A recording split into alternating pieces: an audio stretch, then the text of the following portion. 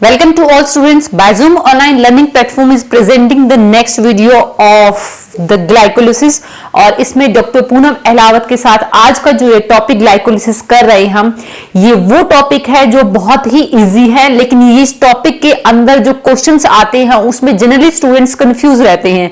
अभी हम इस वीडियो के अंदर वो डिस्कस करेंगे कि कौन कौन से क्वेश्चंस किस वे में इससे पूछे गए हैं और वो कौन कौन से स्टेप्स हैं जिसपे आने वाली पॉसिबिलिटीज है 2021 के अंदर एग्जाम में ग्लाइकोलिसिस से क्वेश्चंस के आने की। क्लियर? जो ये जो ग्लाइकोलिसिस टॉपिक है, ये टॉपिक हमने उठाया है टॉपिक रेस्पिरेशन से, और रेस्पिरेशन मींस आपके क्लास +1 के अंदर लेसन है respiration in plants.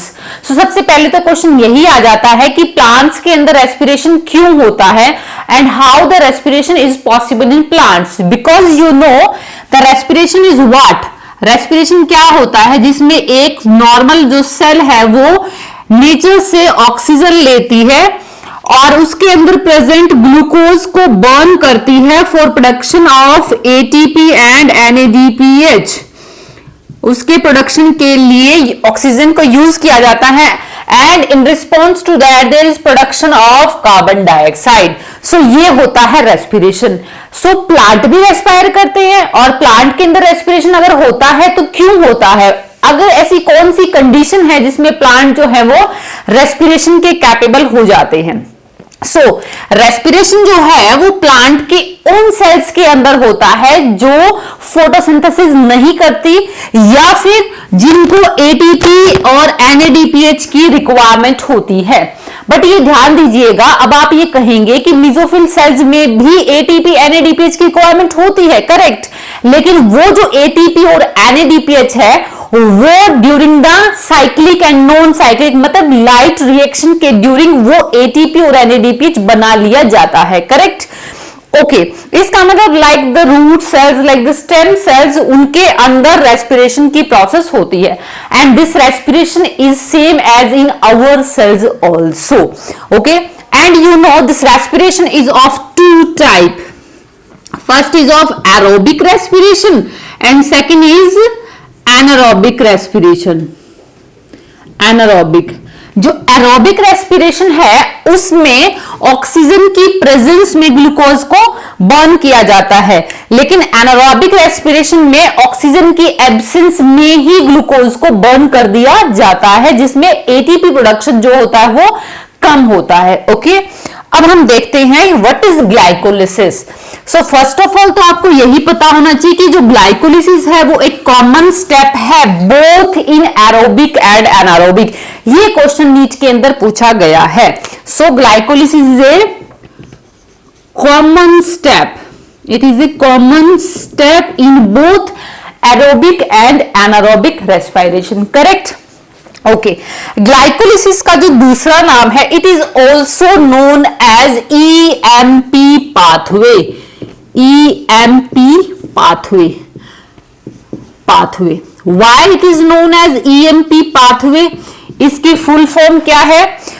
It is known, ये जो डिस्कवरी है ग्लाइकोलिसिस की, ये 3 साइंटिस्ट ने कंप्लीट की थी इन 1930 के अंदर। तो 1930 के अंदर वो 3 साइंटिस्ट के रिगार्ड में इस पाथवे का नाम दिया गया है ईएमपी पाथवे। इट इज, पहला नाम है इसमें गस्टेव एम्बेडन,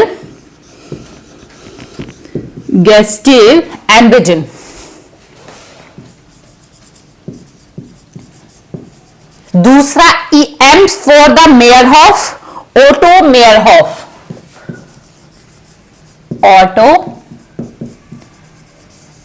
मेयरहॉफ, ये सेकंड साइंटिस्ट थे, और 2 तीसरे साइंटिस्ट थे वो थे जे पार्नास।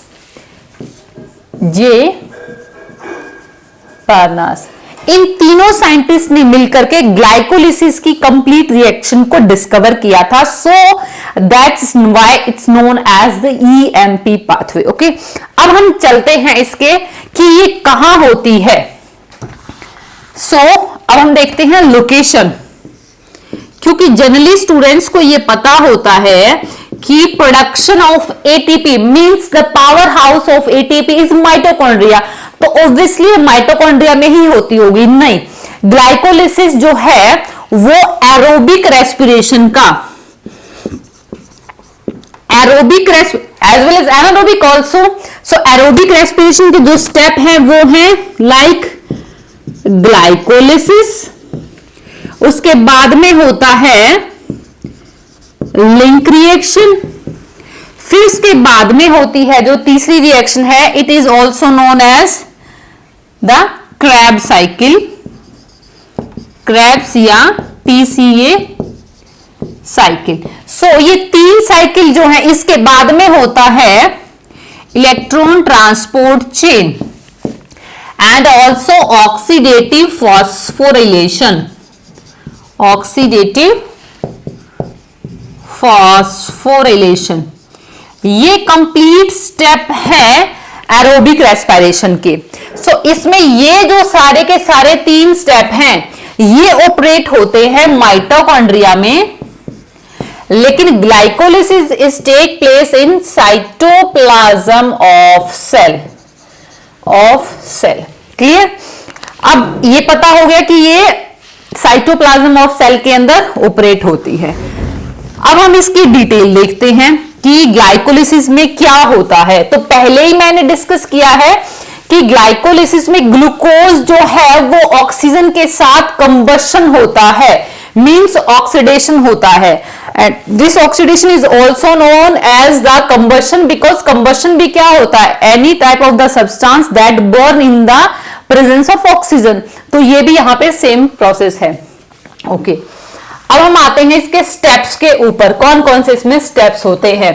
सो हमने हमारी कन्वीनियंसी के अकॉर्डिंग क्या देखा कि जो ग्लाइकोलिसिस है it is A 10 step enzymatic controlled reaction है, enzymatic controlled reaction.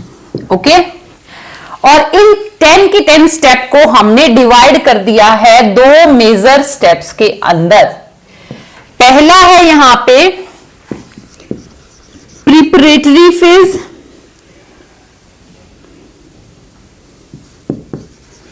Preparatory phase, और दूसरा होता है इसमें पे ऑफ फेज या एनर्जी कंज्यूमिंग फेज।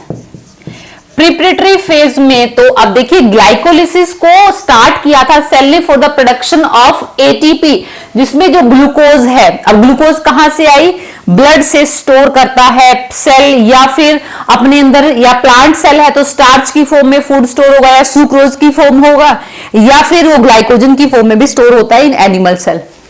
तो वहां पर ग्लूकोज को तोड़ रही है cell for production of ATP, ठीक है। लेकिन इस ग्लूकोज को तोड़ने के लिए स्टार्टिंग में कुछ एटीपी दी भी जाती है। तो जहां पर एटीपी दी जाती है जिन स्टेप्स में, उनको बोलते हैं प्रिपरेटरी फेज। प्रिपरेटरी फेज को ऐसे भी बोला जाता है energy spending phase, energy spending phase, energy spending, और क्लीवेज फेज भी बोल देते हैं इसको, क्लीवेज फेज। पे ऑफ फेज जो है वो है energy consuming phase, it is energy consuming phase, जिसमें प्रोडक्शन ऑफ एटीपी होता है। ओके, नाउ अब हम इसके स्टेप बाय स्टेप सारे के सारे प्रोसेस को देखते हैं, वो 10 के 10 स्टेप को काउंट करते हैं।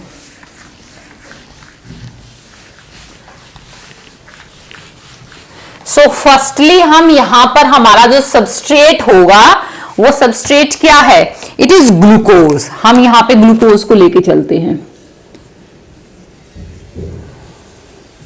और ग्लूकोज को आपको पता है ग्लूकोज जो है C6H12O6 होता है, इसमें कोई फॉस्फेट नहीं होता है। तो सेल ने ग्लूकोज को ले लिया है बर्न करने के लिए, और ये जो ग्लूकोज है ये चेंज हो जाता है ग्लूकोज 6 फॉस्फेट में, ग्लूकोज 6 फॉस्फेट। अब क्वेश्चन आता है कि फॉस्फेट ऐड हुआ तो फॉस्फेट कहां से आया होगा, ऑब्वियसली हमने क्या किया, यहां पे glucose is a 6 carbon molecule और हम यहां पे एक एटीपी को लाए और एक एटीपी को तोड़ दिया एडीपी में। ATP means adenosine triphosphate, 3 phosphate थे इसके पास, इसका एक फॉस्फेट हमने ऐड कर दिया इनऑर्गेनिक फॉस्फेट और ये बच गया एडिनोसिन डाइफॉस्फेट में। और जो ये स्टेप में प्रोडक्ट बन गया ये है ग्लूकोज 6 फॉस्फेट। एंजाइम जो है यहां पे वो है हेक्सोकाइनेज। हेक्सोज शुगर के ऊपर काइनेज मतलब फॉस्फोराइलेशन करवाने वाला। काइनेज एंजाइम हमेशा फॉस्फोरिलेशन करवाता है। इसके अलावा यहां पे एंजाइम जो आयन रिक्वायर्ड होते हैं वो Mg2 positive. Mg2 positive in 10 के 10 स्टेप में आप ऐड कर सकते हो, मैं स्पेसिफिक भी बता दूंगी आपको। अब ये जो ग्लूकोज 6 फॉस्फेट है अब ये चेंज हो जाता है नेक्स्ट अपने एक आइसोमर के अंदर and this reaction is reversible to each other and enzyme required is phosphohexokinase isomerase. Phosphokinase isomerase, isomer बना देगा इसका। अब ग्लूकोज का आइसोमर क्या है, फ्रक्टोज, तो ये चेंज हो जाता है फ्रक्टोज 6 फॉस्फेट में। कोई फॉस्फेट ऐड नहीं हुआ है, बस इसकी थोड़ी सी स्ट्रक्चर चेंज हो गई है। बायोमोलिक्यूल के इनके अंदर स्ट्रक्चर भी हमने डिस्कस की हुई है, तो वहां से आपको आइडिया लग गया होगा कि ग्लूकोज और फ्रक्टोज की स्ट्रक्चर में क्या डिफरेंस होता है। ओके ओके, अब फ्रक्टोज जो है वो एक और एटीपी को ऐड करता है, वही काइनेज एंजाइम होगा और यहां पे एक और एटीपी को यूटिलाइज किया जाएगा एडीपी में और यहां से निकलेगा इनऑर्गेनिक फॉस्फेट और यहां बन जाएगा फ्रक्टोज 1,6 बाइफॉस्फेट। फ्रक्टोज के पास अब 2 फॉस्फेट है फर्स्ट और सेकंड कार्बन की पोजीशन के ऊपर। एंजाइम वही फॉस्फोफ्रक्टोकाइनेज, एंजाइम इज फॉस्फोफ्रक्टोकाइनेज एंजाइम, क्योंकि काइनेज एंजाइम ही फॉस्फोरिलेशन करवाता है। ओके अब देखिए यहां पे हमारे 6 कार्बन वाली शुगर है जिसके पास 2 फॉस्फेट लग गए हैं। अभी इस स्टेप में भी और इस स्टेप में भी हमने एटीपी को यूज किया है, तो इसीलिए ये जो फेज है ये है प्रिपरेटरी फेज। एक बार मैं फिर बता देती हूं, प्रिपरेटरी फेज में हमने फॉस्फोरिलेशन ऑफ ग्लूकोज करवाया, फिर आइसोमराइजेशन करवाया है, फिर फॉस्फोरिलेशन ऑफ अगेन फ्रक्टोज करवाया है। क्लियर? ओके अब आते हैं हमारे नेक्स्ट स्टेप, फ्रक्टोज 1,6 बाइफॉस्फेट जो 6 कार्बन वाली शुगर है इसको हम तोड़ देते हैं। अब ये जो स्ट्रक्चर है लिटिल बिट कैसी दिख रही है आपको, ये ऐसी दिख रही है, इधर एक फॉस्फेट है इधर एक फॉस्फेट है, हम इसको 20 से तोड़ देंगे, 3 कार्बन वाली को चेंज कर देंगे। तो fructose 1,6 biphosphate get change into 3 carbon molecule structure and this reaction take place in the presence of enzyme aldolase। aldolase यहां पे क्या बन जाता है, dihydroxy acetone 3 phosphate, dihydroxy acetone 3 phosphate. तो इसका मतलब 3 कार्बन वाला है ये और 3 कार्बन वाले में थर्ड पे फॉस्फेट लगा हुआ है, इधर बन जाएगा ग्लिसरल्डिहाइड 3 फॉस्फेट, ग्लिसरल्डिहाइड 3 फॉस्फेट। इधर भी 3 कार्बन वाला बन गया है, एक फॉस्फेट इधर आ गया एक फॉस्फेट इधर आ गया। लेकिन डियर स्टूडेंट ये दोनों आपस में एक दूसरे के आइसोमर है, ये आपस में इंटर कन्वर्टेबल है and they interconvert with each other in the presence of enzyme isomerase और उस कंप्लीट का नाम है triose phosphate isomerase, triose phosphate isomerase. Clear?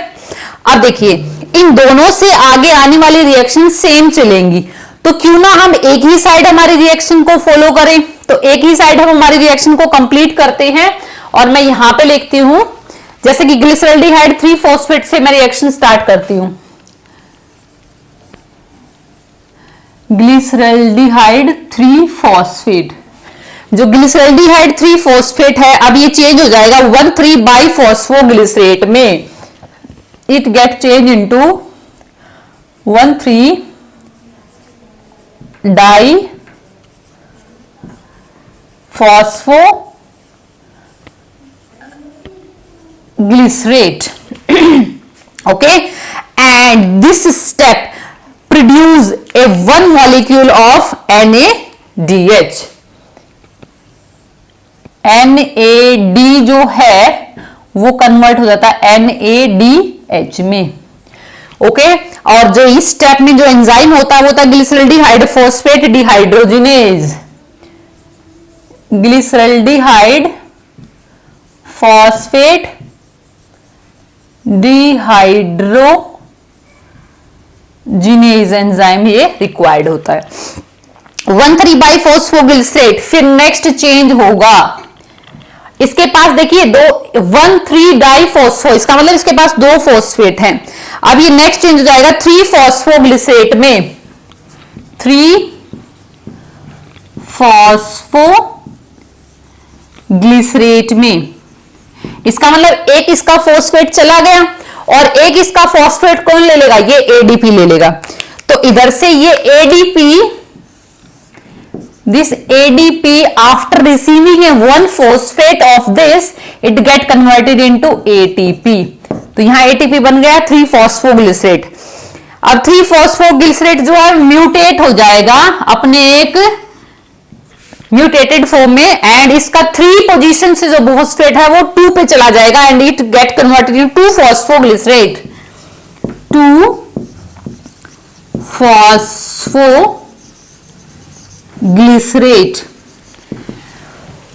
1,3-डाइफॉस्फोग्लिसरेट जो चेंज होता है वो होता है वही एंजाइम काइनेज की प्रेजेंस में।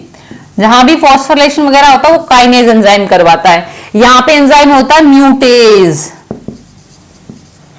2-फॉस्फोग्लिसरेट जो है फिर नेक्स्ट चेंज आएगा फॉस्फोइनोल पाइरुवेट में। It get change into phosphoenol pyruvate में। एंड 2-फॉस्फोग्लिसरेट मतलब सेकेंड पोजीशन पे फॉस्फेट है, फिर फॉस्फेट निकलेगा।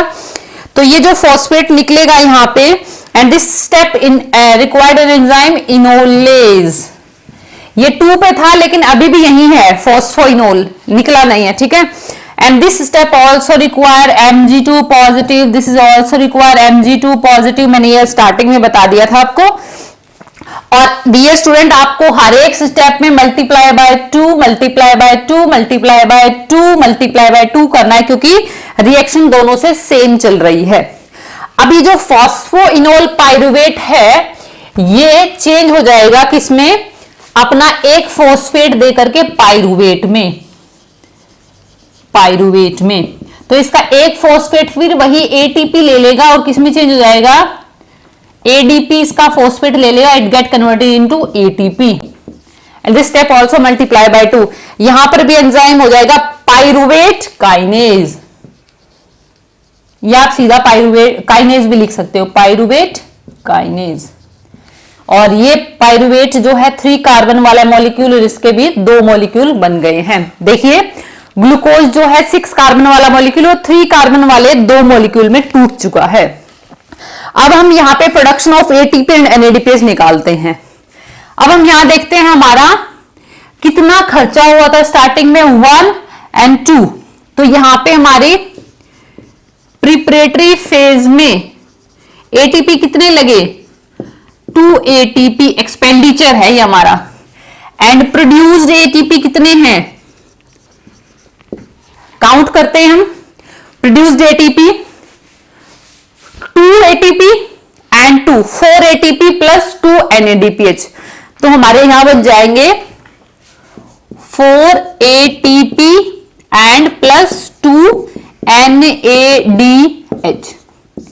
ओके डियर स्टूडेंट्स, अब इसमें ये हमारे प्रोड्यूस हुए हैं ओवरऑल, लेकिन अगर हम नेट देखें तो नेट में कितने हो जाएंगे, ये 2 तो 4 प्रोड्यूस हुई, लेकिन 2 हम स्टार्टिंग में खर्च कर चुके, तो इसमें overall 2 ATP plus 2 NADPH produce होते हैं।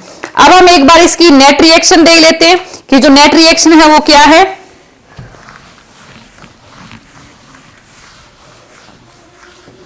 अब हम लिखते हैं यहां पे the overall reaction, overall reaction of glycolysis.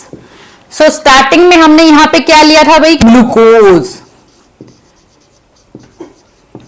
Glucose के साथ में हमने यहां पे 2 NAD प्लस लिए थे, तभी तो NADH प्रोड्यूस हुए। इसके साथ और क्या लिया हमने, 2 ADP लिए, तभी तो 2 ATP ओवरऑल प्रोड्यूस हो गई। प्लस इसके साथ और क्या लिया हमने, फॉस्फोरिक एसिड, जो फॉस्फेट प्रोवाइड करेंगे, ठीक है। और ये ओवरऑल रिएक्शन से हमें मिलेगा क्या, 2 मॉलिक्यूल मिल जाएंगे पाइरुवेट के, 2 मॉलिक्यूल ऑफ पाइरुवेट। ये किस में कन्वर्ट हो जाएगा, 2 मॉलिक्यूल ऑफ NADH प्लस ये 2 मॉलिक्यूल ऑफ ATP प्लस ये हमारे यूटिलाइज हो जाएंगे और यहां से 2H प्लस रह जाएगा।